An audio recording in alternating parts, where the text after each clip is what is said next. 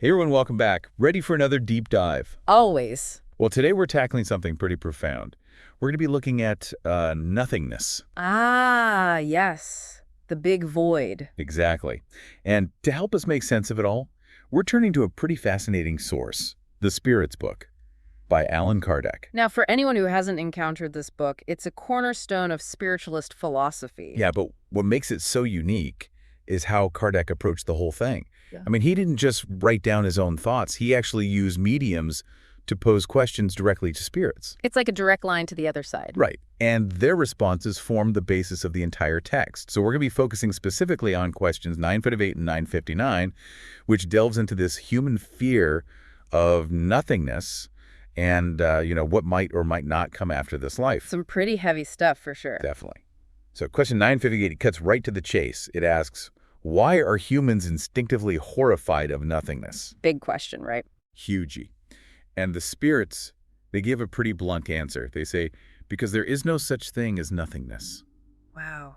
Talk about challenging conventional thinking. Right. I mean, it really makes you stop and think, doesn't it? Yeah. If there's no nothingness, then what does that mean for our understanding of existence, of life and death? It definitely throws a wrench into the idea that everything just ends. It totally does. Okay.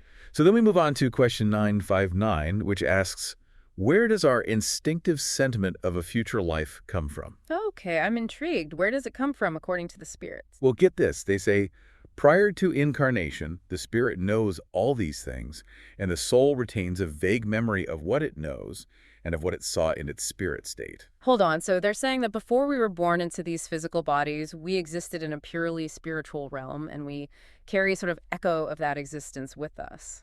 Precisely. It's a pretty wild concept, right? It is. It's like trying to remember a dream. You get those fleeting feelings, impressions. Yeah. It's like sometimes you get that feeling of deja vu, where a place or a situation feels oddly familiar, even though you've never been there before. Could that be a kind of a whisper from that pre-incarnate state? That's a fascinating way to think about it. It makes you wonder what other echoes we might be carrying with us. It really does. And what's interesting is that Kardec himself, in his commentary, he acknowledges that the belief in a future life isn't just some fringe idea.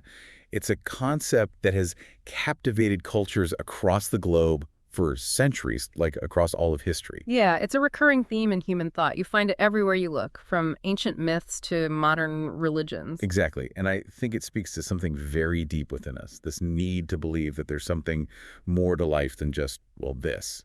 It's about finding meaning, isn't it? When we look around and see how fragile life is, how quickly it can all be taken away, the idea that everything just ends, that there's nothing beyond this physical existence, yeah? That can feel pretty bleak. Right. So the idea of an afterlife, of some form of continuation, it offers comfort, a sense of hope. And Kardec goes even further. He actually argues that the idea of complete nothingness is repugnant to reason. Repugnant to reason, that's a strong statement. What do you think he means by that? Well, he's essentially saying that it doesn't make logical sense for our consciousness, our experiences, everything that makes us, to simply vanish into oblivion. He's inviting us to really grapple with that concept. Like, does it make sense to you? Does it sit right in your gut that all of this just disappears? It's a tough one to wrap your head around, for sure. And then he goes on to argue that believing in God without accepting a future life is nonsensical. Yeah, he connects those two beliefs pretty tightly. Which raises some interesting questions about how different religions approach these concepts, right? I mean, you have a higher power on one hand, and then this idea of the finality of death on the other. Lots to ponder there. But what really strikes me is how Kardec highlights this inherent feeling that most of us seem to have, this sense that there's something more. He says that the sentiment of a better life exists within everyone, and God would not have placed it there needlessly. So it's like this universal longing almost. Exactly. And maybe it's not just wishful thinking.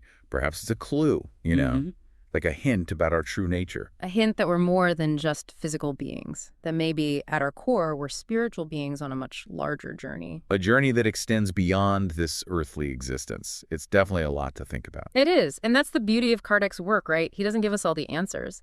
Instead, he encourages us to keep questioning, keep exploring. To dive deeper, just like we've done today. So to wrap things up, we've explored the human fear of nothingness, the possibility of a future life, and even touched on this idea that we might carry echoes of a pre-incarnate existence. heavy stuff. And we've just scratched the surface. There's so much more to uncover in the Spirit's book and in the broader realm of spiritualist thought. Absolutely. But before we go, we want to leave you with something to ponder. If, as the spirits suggest, our souls carry memories from a previous existence, what might that tell us about our deepest fears and desires in this life? Could those unexplainable feelings, those gut instincts that we sometimes have, be whispers from a past that we've forgotten but that still shapes who we are? Think about it, explore it, see where your own deep dive leads you. Until next time. Take care.